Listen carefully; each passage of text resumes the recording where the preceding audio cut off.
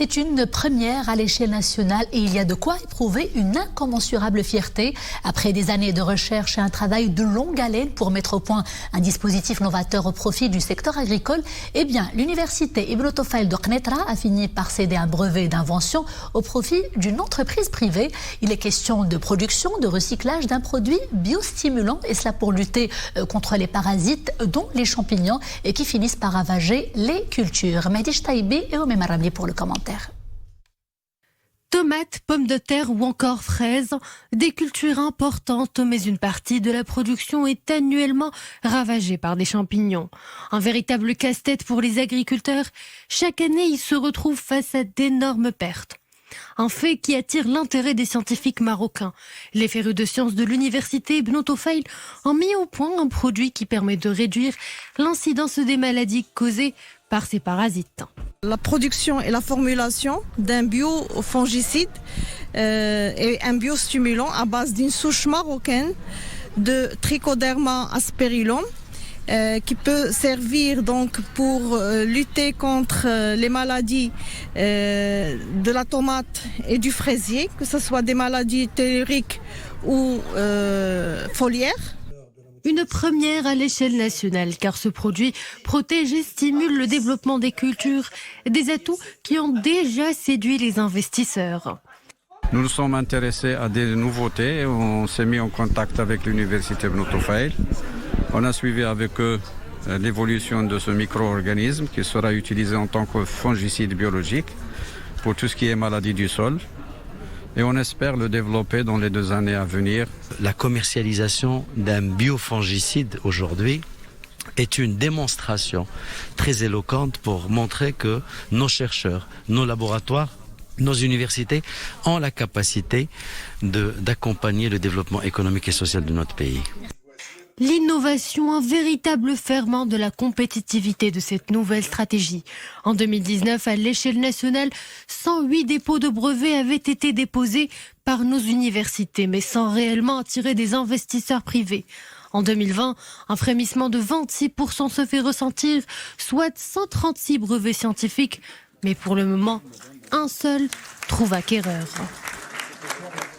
Et nous avons avec nous en direct par Skype depuis Knetra l'auteur de cette invention, un produit biofongicide et biostimulant destiné, si j'ai bien compris, au traitement des feuilles et des racines de différentes espèces végétales contre un large spectre de pathogènes. Alors, docteur Amina Ouezzani Touhami, bonsoir. Vous êtes enseignante en phytothérapie et mycologie à la faculté des sciences de l'université Ibn Tufayl de Knetra. Et autre brevet d'invention, nous le disions tout à l'heure, a trouvé acquéreur. Qu'est-ce que cela vous fait tout d'abord et quels sont concrètement les champs d'application de ce projet?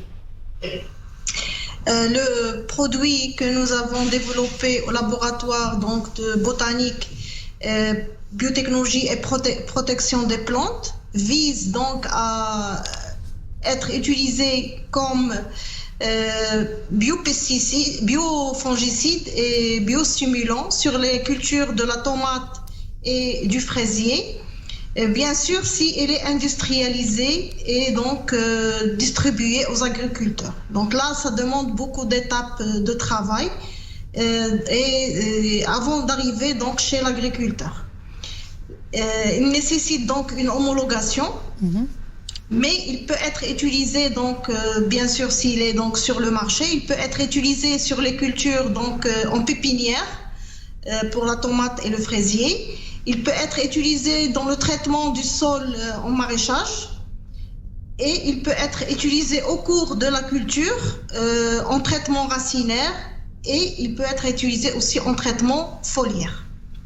Madame Ouezzani Touhami, c'est une première au Maroc, reprécisons-le, pour le milieu universitaire qu'une entreprise privée achète carrément un brevet d'invention.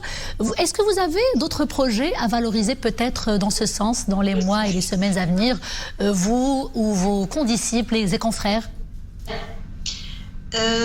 Nous avons donc pour arriver donc à un brevet, ça demande quand même du temps, parce que le brevet que nous avons vendu aujourd'hui, l'université Ibn Tufayl a signé pour lequel elle a signé une session.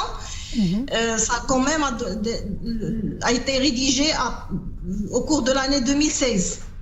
D'accord, donc ça, pour arriver donc à être bon, il n'a été donc délivré que vers la fin donc de 2019. Donc ça demande beaucoup de temps et nous travaillons sur d'autres projets qui concernent donc le développement de produits sur d'autres cultures.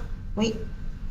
Nous vous souhaitons bon courage pour la suite et pour tous ces efforts, Madame Amina Ouazani Touhami. Merci d'avoir répondu à toutes nos questions. Merci à vous aussi.